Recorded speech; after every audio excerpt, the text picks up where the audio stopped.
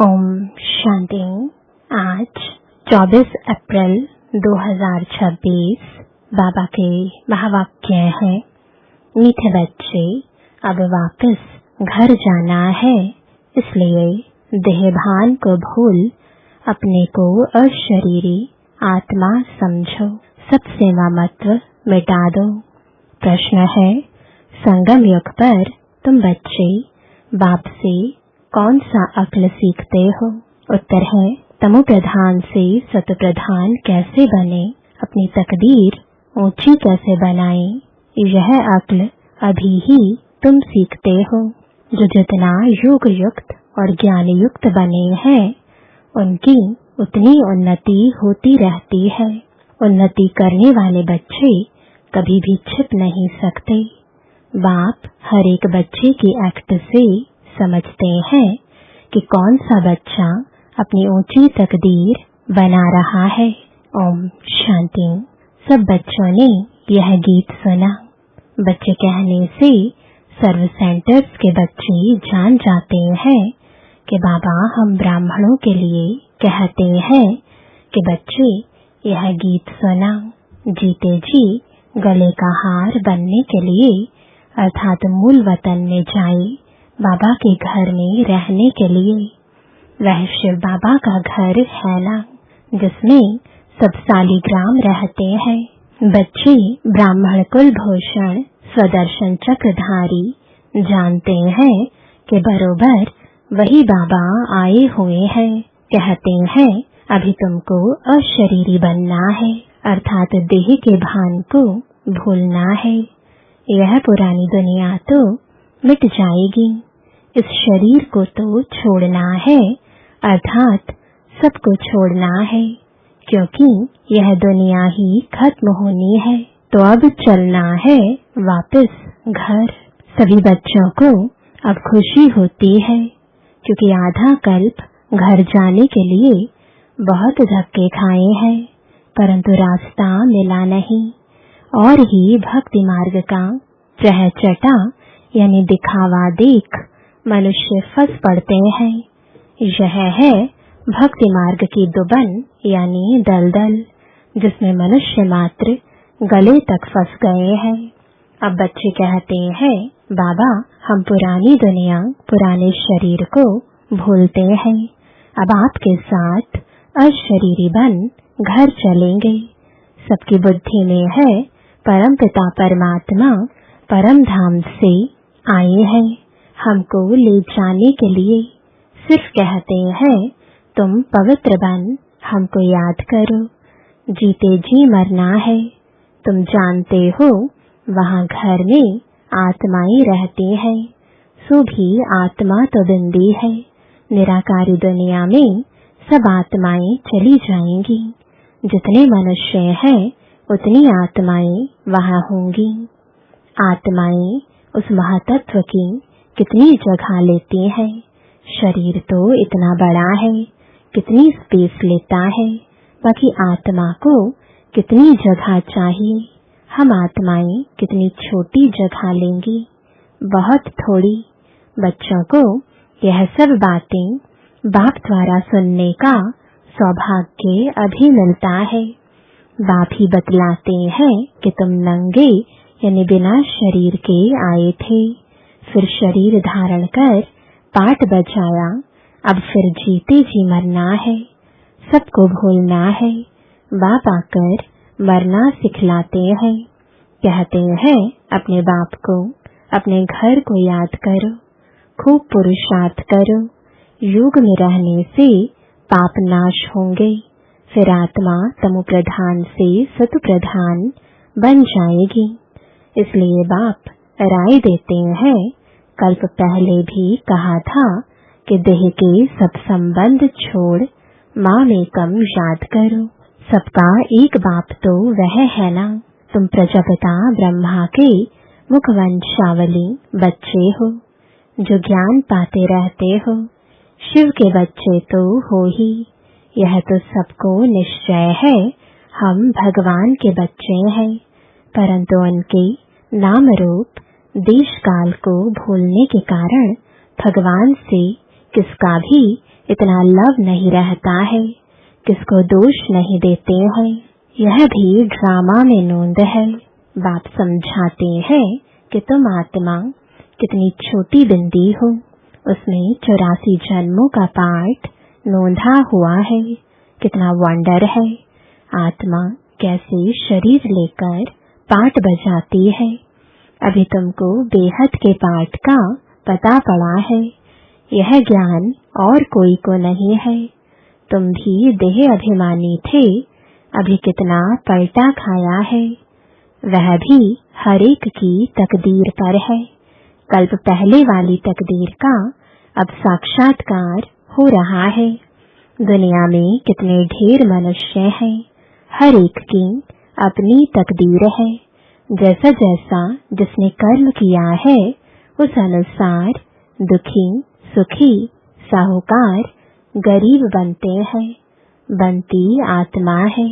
आत्मा कैसे सुख में आती है, फिर दुख में आती है, यह बाप बैठ समझाते हैं। तमो प्रधान से सत प्रधान बनने का अक्ल बाप ही सिखाते हैं। कल्प पहले मुआफिक जितना जिसने अक्ल पाया है, उतना ही अब पा रहे हैं। पिछाड़ी तक हर एक की तकदीर को समझ जाएंगे, फिर कहेंगे कल्प कल्प ऐसे ही हर एक की तकदीर रहेगी।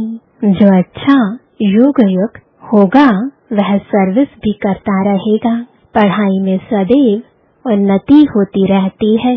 कोई बच्चे जल्दी उन्नति को पा लेते हैं, कोई बहुत माथा खपाते हैं। यहाँ भी ऐसे है। कल्प पहले मुआफिक जो उन्नति करते हैं वह छिपे नहीं रह सकते। बाप तो जानते हैं ना, सबका कनेक्शन शिव बाबा से है। यह भी बच्चों के एक्ट देखते समझ जाते हैं, तो वह भी देखते हैं। इनसे भल कोई छिपाए, परंतु शिव बाबा से तो छिपा नहीं सकेंगे। भक्ति मार्ग में ही परमात्मा से नहीं छिपा सकते, तो ज्ञान मार्ग में कैसे छिपा सकते। बाप समझाते रहते हैं। पढ़ाई तो बहुत सहज है, कर्म भी करना है, रहना भी मित्र संबंधियों के पास पुरानी दुनिया में है। वहाँ रहकर मेहनत करनी है। यहाँ रहकर पुरुषार्थ करने वालों से वहाँ घर में रह पुरुषार्थ करने वाले तीखे हो सकते हैं। अगर ऐसी लगन है तो शास्त्रों में अर्जुन और भील का मिसाल है ना। भल भील बाहर का रहने वाला था, लेकिन अभ्यास से वह अर्जुन से भी तीर चलाने में होशियार हो गया। तो गृहस्थ व्यवहार में रह कमल फूल समान रहना है। यह भी तुम मिसाल देखेंगे। गृहस्थ व्यवहार में रह बहुत अच्छी सर्विस कर सकते हैं। वह जास्ती वृद्धि को पाते रहेंगे। यहाँ रहने वालों को भी माया छोड़ती नहीं है। ऐसे नहीं कि बाबा के पास आने से छूट जाते हैं, नहीं, हर एक का अपना अपना पुरुषार्थ है। गृहस्थ व्यवहार में रहने वाले यहाँ रहने वालों से अच्छा पुरुषार्थ कर सकते हैं, बहुत अच्छी बहादुरी दिखा सकते हैं। उनको ही महावीर कहा जाता है, जो गृहस्थ व्यवहार में रहकर कमल फूल समान बनकर दिखाए। कहेंगे कि बाबा आपने तो छोड़ा है। बाबा कहते हमने कहाँ छोड़ा है, मुझे ही छोड़कर गए हैं। बाबा तो किसको भी छोड़ नहीं आए। घर में और ही बच्चे आ गए। बाकी कन्याओं के लिए तो बाबा कहते हैं कि तुम यह ईश्वरीय सर्विस करो। यह भी बाबा है, वह भी बाबा है। कुमार भी बहुत आए, लेकिन चल ना सके। कन्याएं फिर भी अच्छी हैं। कन्या 100 ब्राह्मणों से उत्तम गिनी जाती है, तो कन्या वह जो 21 कुल का उद्धार करे, ज्ञान के बाण मारे। बाकी जो गृहस्थ में रहते वह भी बीके ठहरे। आगे चल उन्हों का भी बंधन खलास हो जाएगा। सर्विस तो करनी है ना। कई सर्विस करने वाले बच्चे बाप दादा के दिल पर चढ़े हुए हैं, जो हजारों का कल्याण कर रहे हैं। तो ऐसे सर्विसेबल बच्चों पर आशीर्वाद भी आती रहेगी।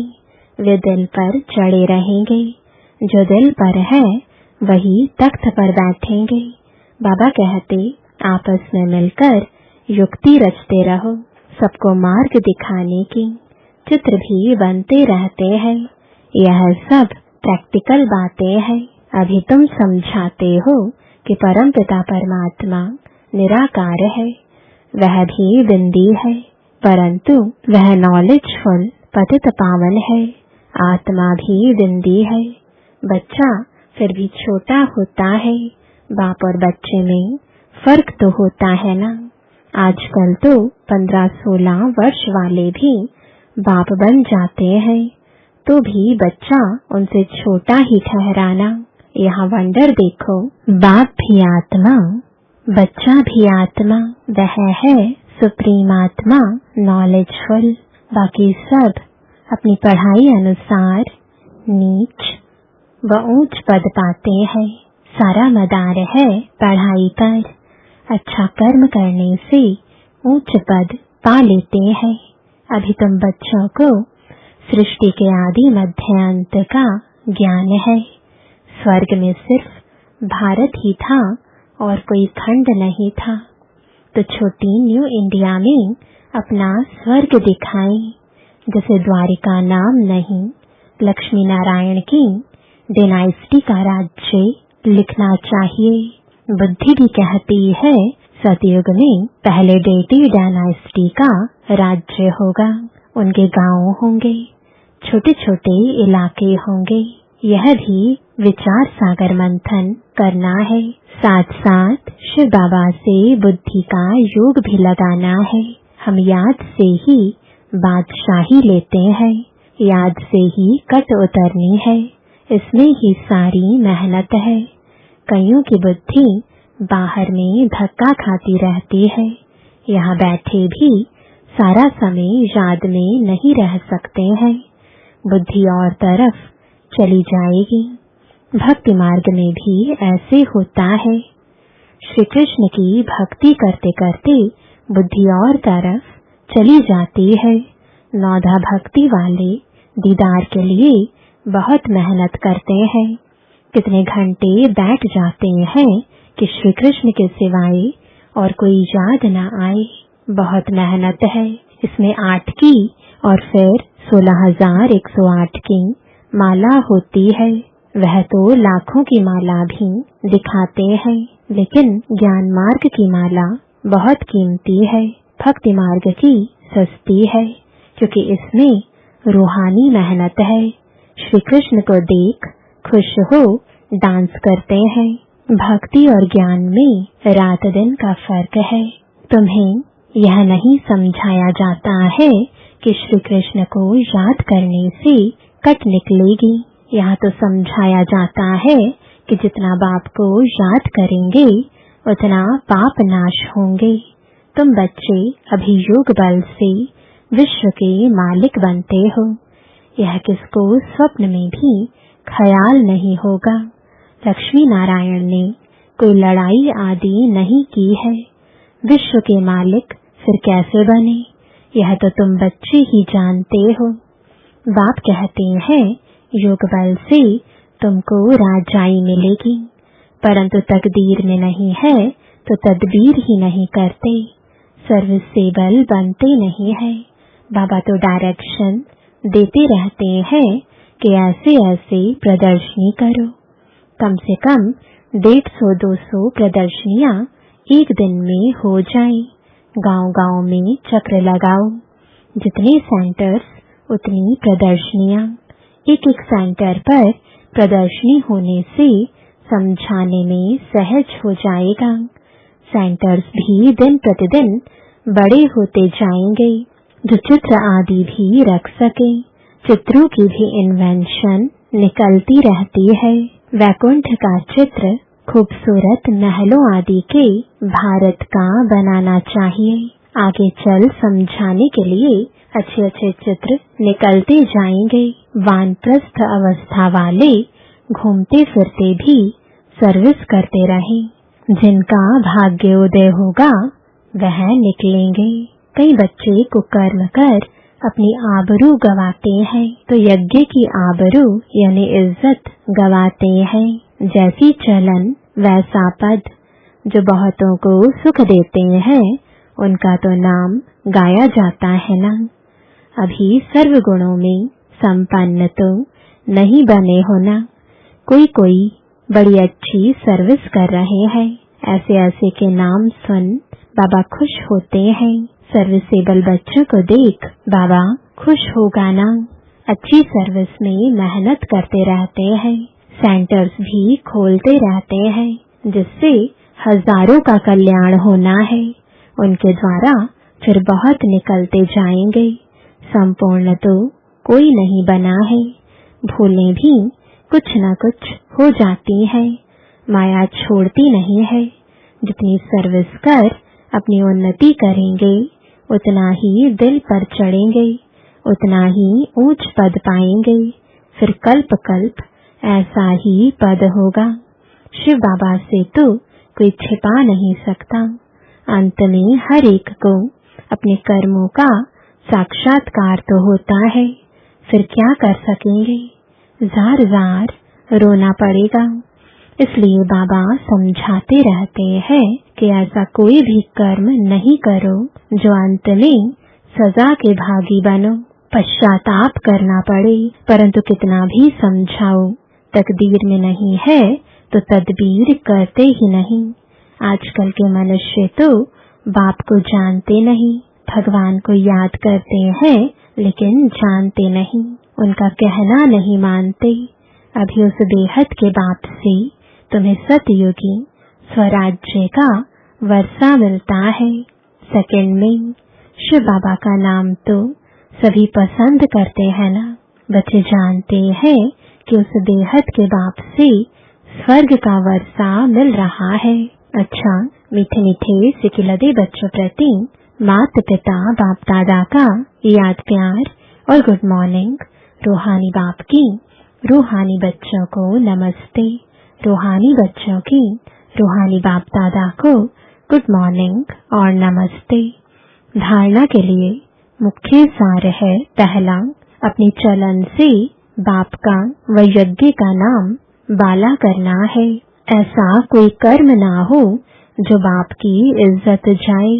सर्विस से अपना भाग्य आपे ही बनाना है। दूसरा, बाप समान कल्याणकारी बन सर्व की आशीर्वाद ले आगे नंबर लेना है। गृहस्थ व्यवहार में रह कमल फूल समान रहने की अच्छी बहादुरी दिखानी है।